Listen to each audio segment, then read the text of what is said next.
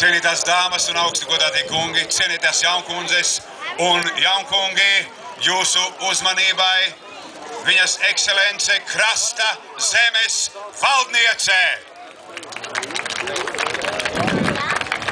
Sveicināts jūras valdnieki, sveicināti visi Rojas novada ļaudis un viesi. Es esmu ļoti priecīgs tieši satikt jūs šajā skaistajā dienā. Nu redziet, pa šo gadu ir notikuši ļoti lielas pārmaiņas.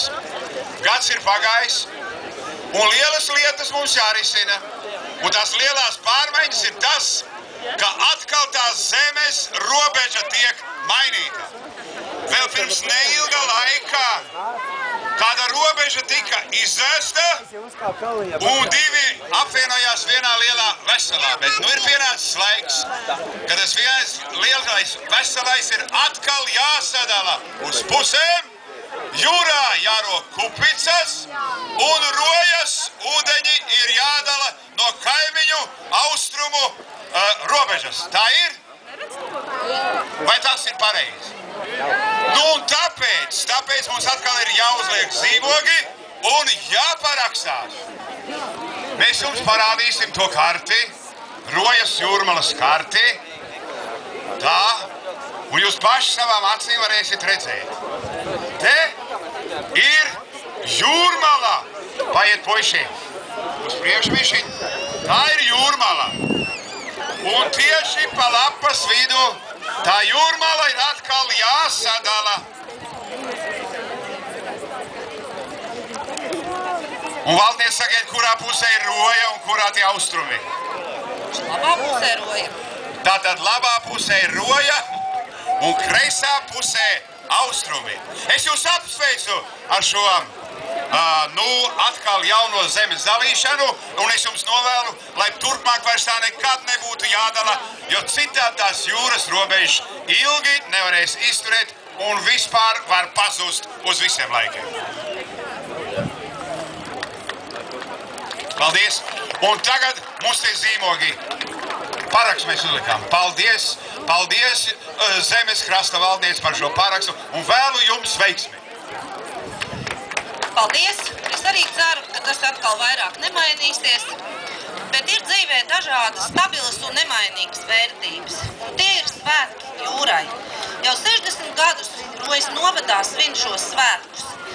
Rojas osta vienmēr ir bijusi zvejniecības osta, un vēl šodien katru rītu kuģi dodas jūrā un atpakaļ vakarā atgriežas ar lomu. Protams, katru no viņiem krastā gaida viņu zemesmeitas.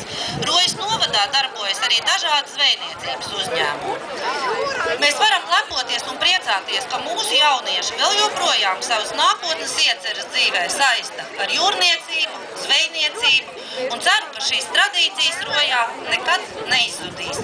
Bet šodien jums visiem vēlu izbaudīt sauli, izbaudīt jūru, izbaudīt vēju, izbaudīt patīkamus un priecīgus svētkus un ķert jaukus smaidus. Bet man jūras valdnieki ir jautājums, ko tie mani puiši te pie tevis dara? Redziet, tās manas nāriņas ir noskatījušas tieši viņus, un tagad mēs viņus ņemsim uz savu valstību, uz savu galvu, un tur mums, man liekas, ka tieši ar viņiem labāk ies un patīkamāk, un viss būs kārtībā. Es jūs dikti lūdzu, lai jūs atļautu šiem puišiem braukt mums līdzi. Nu, ne, jūras valdnieki, tās robežas mēs abi varam dalīt pēc savus puišus, gan es tev nedošu līdzi. Ko mūsu zemesmeitas darīs? Un tagad jau tā pieņems pa pasauli braukāt riņķī. Nu, nē, puiši, lai paliek šeit, lai ar tavām nāriņām tiekās tad, kad dosies jūrā tīklus likt. Ja, nu, jūs man uzdevāt ļoti grūtu uzdevumu. Bet pats skaistākais pasaulē ir nestrīdēties. Un, redziet, mēs esam atbraukuši ar jums nestrīdēties, lai krasta un jūras robeža vienmēr ir viena un tā pati. Nu, tāpēc mēs ar savām nāriņām brauksim atpakaļ jūrā. Vai jūs sakat jā?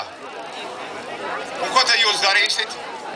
Zināt, es jums pateikšu tā, ka jūs varētu viņus gaidīt tajos brīžos, kad viņi ir savā darbā jūrā ar tīkliem, Un tad, kad viņi tur brauc un novēlēsim viņam pēc iespējas vairāk tur braukt jūrā, un tad, kad viņi ir tur jūrā, tad jūs viņus satiekat un darat, ko gribat un cik gribat, un dodat tās zivis mums labi daudz, lai tie zēni atvest mājās labu lomu. Labi, paldies, zemes valdnieks, mēs esam pateicīgi, ka jūs mūs uzņēmāt, bet mēs tagad dosimies atpakaļ jūrā, bet atkal tas jūras valsts komponists mums ir uzkomponējis jaunu dziesmu tieši jums, valdniec. Un tad, kad jūs būsiet atsēdusies tur tajā krēslā, tad es jums tronī, es jums nodziedāšu pirmatskaņojumu par meitenīti